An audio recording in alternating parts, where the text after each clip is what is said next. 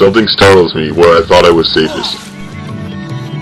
I withdraw from the still woods I loved. I will not go now on the pastures to walk. I will not strip the clothes from my body to meet my lover the sea. I will not touch my flesh to the earth as to other flesh to renew me.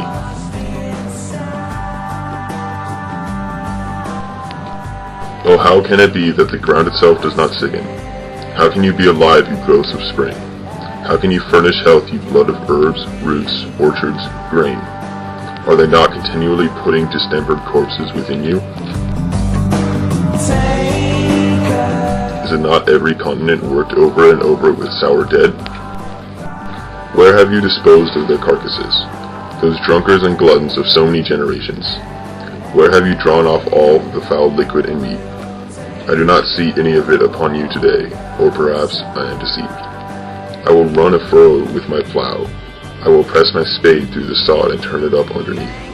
I am sure I shall expose some of the foul meat.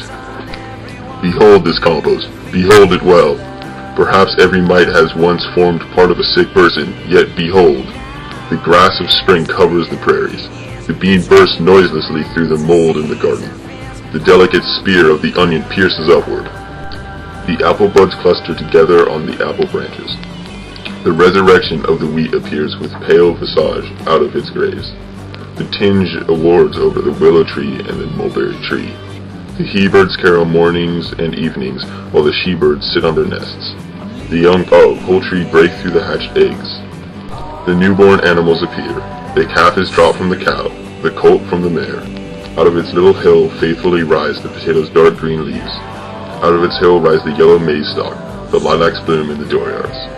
The summer growth is innocent and disdainful above all those strata of sour dead. What chemistry! That the winds are really not infectious. That this is no cheat, this transparent green wash of the sea which is so amorous after me. That it is safe to allow it to lick my naked body all over with its tongues. That it will not endanger me with the fevers that have deposited themselves in it. That all is clean forever and forever. That the cool drink from the well tastes so good. That the blackberries are so flavorous and juicy. That the fruits of the apple orchard and the orange orchard, that melons, grapes, peaches, plums, will none of them poison me. That when I recline on the grass, I do not catch any disease. Though probably every spear of grass rises out of what was once a chance at catching disease. Now I am terrified at the earth. It is that calm and patient. It grows such sweet things out of such corruptions. It turns harmless and stainless on its axis, with such endless successions of diseased corpses. It distills such exquisite winds out of such infused fetor. It renews with such unwitting looks its prodigal, annual, sumptuous crops, to give such divine materials to men, and accept such leavings from them at last.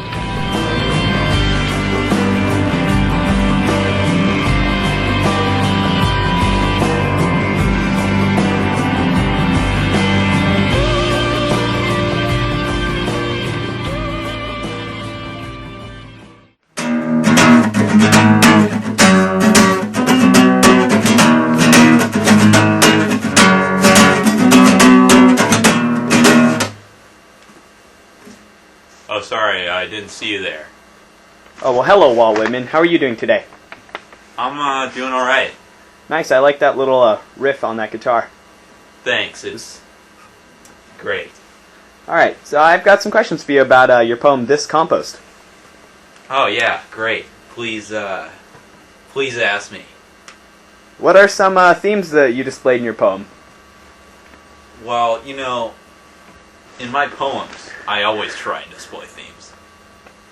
A theme that I really felt was spectacular as a whole, and one that I chose to use in this poem, was regeneration. Now, when you think of compost, you think of death, alright? Dirt, brown, dark, okay? Now, compost is also a breeding ground for life. The textures of earth intercombining to create creatures. Alright, next question, Walt. What type of poetic devices did you use, and why? Well, first off, thanks, Herbert, for that question. It's a good one. Okay?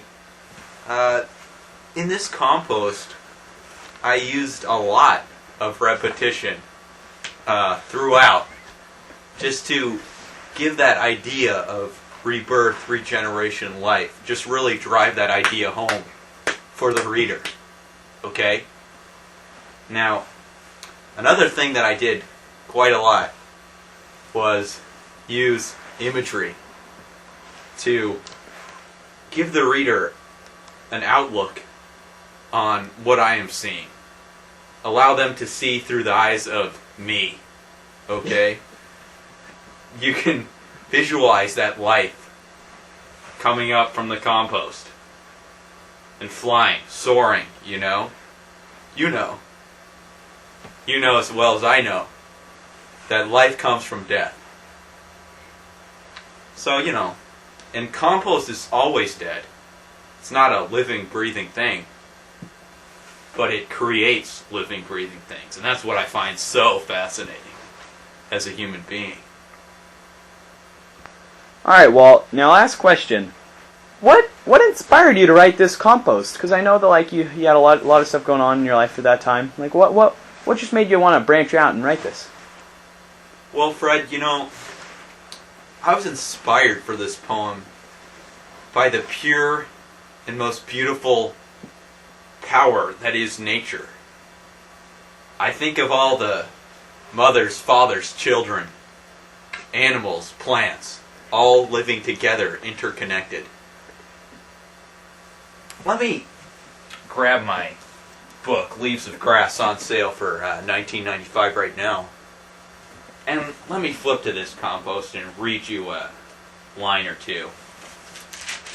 This is one of my favorite lines of all time, actually. I would say top 5 in the poetical world.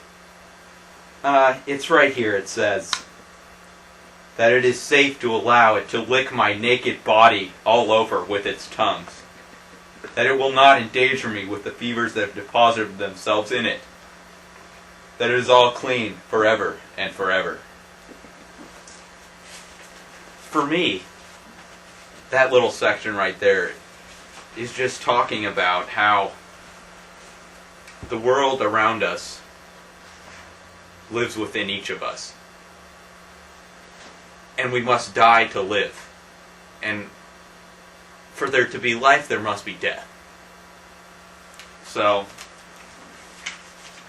it's really great to be here. And I appreciate all that has happened. Well, thank you all for taking some time out of your day. And have a good night.